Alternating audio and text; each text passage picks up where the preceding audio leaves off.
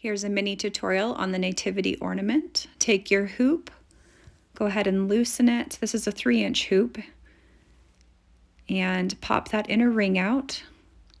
Take your 2 pieces of fabric. I use 2 in this particular pattern because it's light colored and this hides back threads and knots.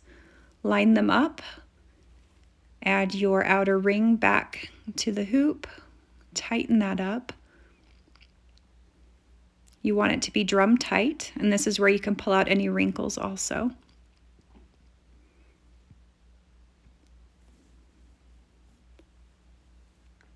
That looks pretty good. And now you're ready to put your pattern on. Go ahead and remove the backing off of your stick and stitch pattern. Place it down. I like to flip my hoop over afterward and just press a little bit harder on the table. And you're ready to stitch. Take a piece of floss. It's in 6 strands. You only need 1 strand out of the 6 because this is such a tiny pattern. Lots of people separate their strands different ways. I just pull it away from the rest. To thread the needle, I like to pinch the thread between my 2 fingers. With the eye of the needle up, I just slide it down over the thread, and then take the end of your thread, and I just do overhand knots. For this particular thread, I'm going to do 3 since the thread is so tiny. You don't want it to come back up through your fabric, so this is the part where it'll catch.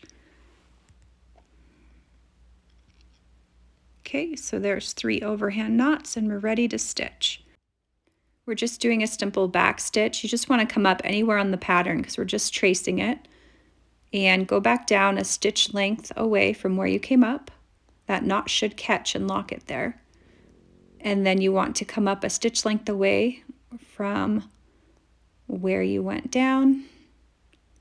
And you're going to go back down into that last stitch.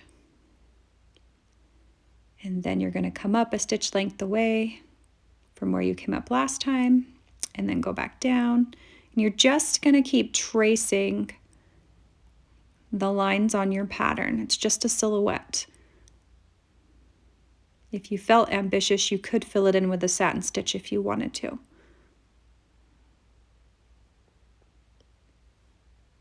But you just keep doing a back stitch all the way throughout the pattern. When you get to tight corners and bends, you want to go smaller with the stitches. The tighter the corner, the smaller the stitch. So you'll notice here that I come up pretty close instead of the stitch lengths I was doing on the straight lines.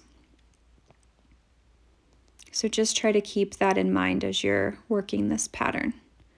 Tight bends need smaller stitches.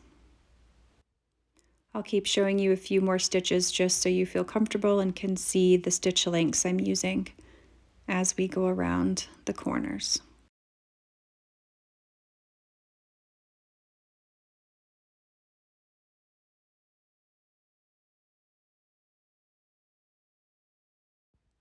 Once your stitching's complete, you'll want to run your piece under water. For this tutorial, I'll just show you in a bowl of water. This isn't a bad way to go either. And then you let it sit just for a second, and then that water-soluble paper will start to release. I take the eye of my needle for the smaller areas, and you can get in those crevices to help release some of that paper. A lot of it will wash off with the water though. I was just being impatient. The longer you wait, the more the paper will dissolve and come up.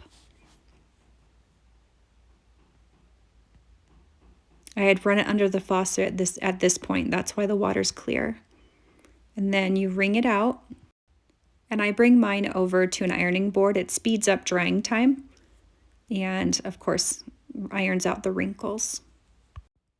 For the backing, I take cardstock. I trace the inside of my hoop. And then I take cardboard. And I just trace the inside of my hoop again. I cut those out. There are lots of different ways to back your embroidery hoops. This is my preferred method, but if you want to find a different one, feel free to get on YouTube and you can see all the different options and preferences.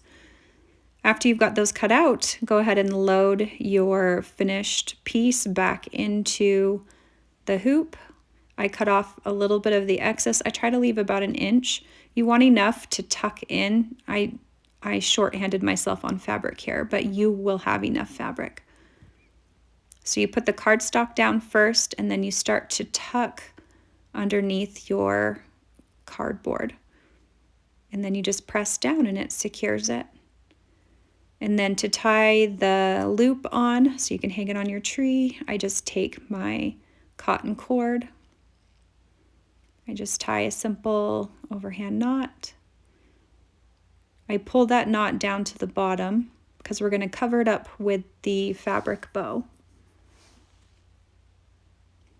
I like fabric bows. I feel like they lay better and I can control the fabric better when I'm forming the bow shape, but that's just my preference. I'm pretty finicky with my bows, as you'll see here.